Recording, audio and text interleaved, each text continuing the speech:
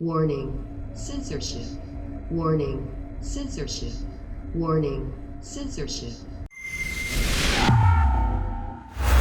So look at this.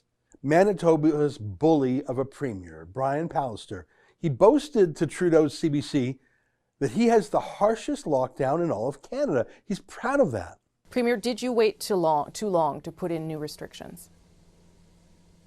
I don't think so, Rosemary, but there's always room for hindsight. I think probably we're not at Monday morning yet, so we won't be starting with Monday morning quarterbacking for a while. What we've done is we've stepped up our restrictions, which were already more strict than most jurisdictions in the country, to be the most strict in the country. Yeah, when a premier is boasting to Trudeau's CBC about bullying citizens, he isn't a conservative. I don't care what he calls himself. Weirdly, he's ordering stores not to sell certain things. You can buy some things in the store, but not other things, because science. Apparently, the virus knows what you're buying before it decides to attack you. So one of the things that was blocked off was magazines. Oh, finally, the reporters got mad. Look at this from the Canadian Association of Journalists. The government of Manitoba has declared news non-essential during the pandemic. We're concerned and looking into this. As we've said many times this year, governments cannot use the pandemic as an excuse to restrict information and undermine democracy. Actually, I haven't heard them say that, including when Cian Bexley was frog-marched away from Rideau Cottage at a Trudeau press conference. I actually didn't hear anything from the Canadian Association of Journalists, but let's put that aside for a second. By the way, if you look at those magazines in the rack there, most of them are junk. Most of the rest are American. Now, I'm not for censorship at all, and I'm not for lockdowns, but sorry, there actually isn't any news on that display. Just the physical version of clickbait, I suppose. But fair enough. Who the hell is Brian Pallister to ban the sale of books or magazines or anything? The Canadian Association of Journalists was furious. And then just 5 hours later, Brian Pallister knew what to do. He had to protect his base being the media party. So this is the new tweet from the Canadian Association of Journalists. Update. We've learned this decision was an oversight and will be corrected. We thank the government of Manitoba for and many reporters for their efforts. Oh, phew. So the reporters got themselves exempted. Just themselves, though. So now they can get back to promoting the lockdown for everyone else. I mean, you didn't actually think they wanted the lockdown to apply to them, did you? They're part of the ruling class. That's the first exhibit today, how the media party loves the lockdown, as long as it's for someone else. Here's exhibit 2, a lie. Completely overwhelming. Steinbach emergency room at capacity treating COVID-19 patients, nurse says.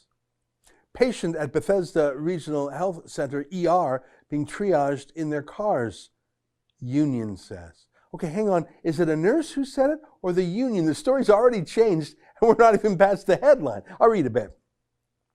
A Manitoba emergency room nurse says her hospital is drowning and desperate for help in the face of a flood of COVID-19 patients that is pushing staff and capacity to the brink.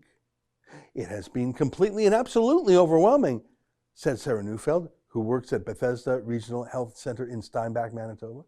We don't just have a full waiting room. We have a full waiting room and a full emergency room of very sick and sometimes rapidly declining patients that require a lot of one-on-one care, nursing that we can't give, we cannot safely give. Oh my God, it really is time to panic. I'll read some more. COVID-19 patients rushed to the hospital by ambulance are sometimes forced to wait for hours in the ambulance bay with EMS care before a bed is available for them, she said.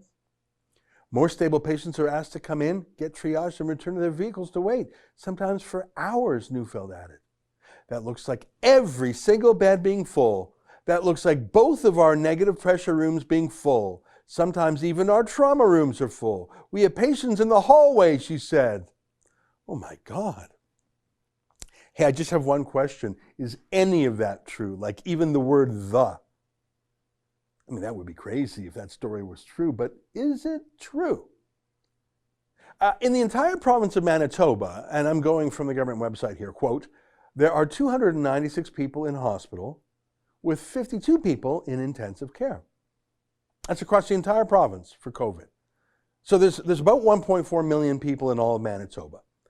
And there's 67 hospitals in Manitoba.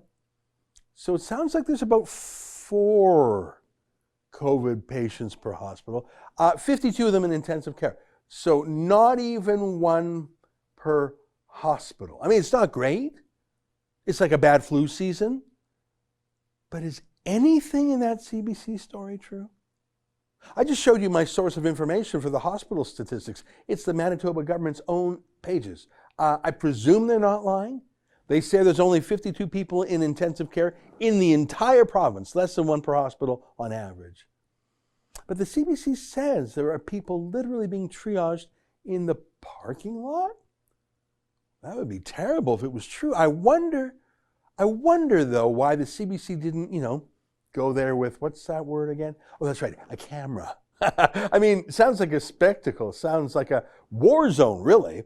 Sounds perfect for the largest news gathering organization in Canada with thousands of staff. I mean, why not, go to report it rather than just quote a union leader or something? Well, here's why.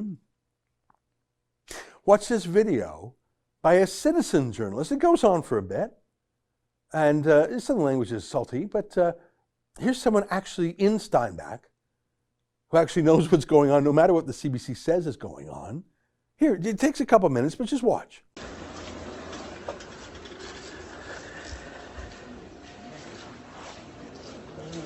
Oh.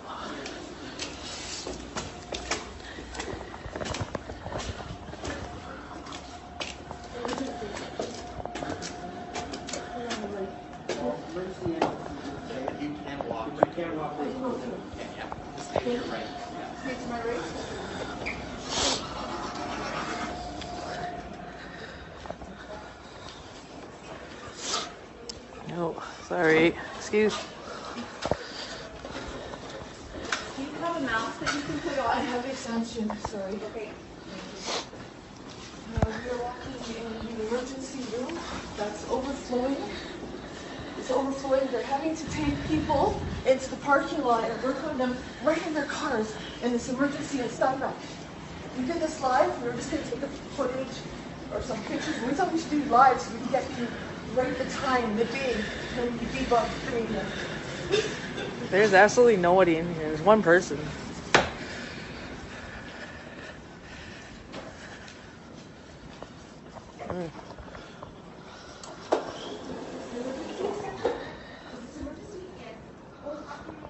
Oh, we're just checking if you're overflowing. Thank you. Yeah, no, it's okay. We're leaving. We just want to see how overflowing you are. Thank you. This way out. Bring a camera. Yeah. Debunking the lies. Where's the overflowing? Good day. There's no. It's empty. There's one person signing in. Look at the parking lot. There's nobody. This is the overflowing packed hospital in Steinbach, guys. Wake up. I might look like a crazy person, but I'm exposing the lies. Emergency!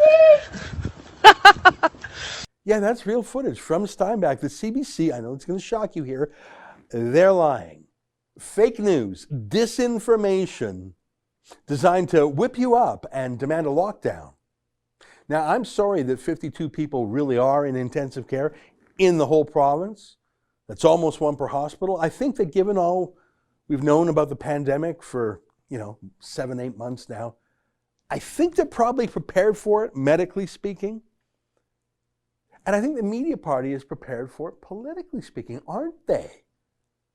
They're the source of the misinformation now. They're the source of the risk now. They're the ones actively lobbying to shut down the economy now.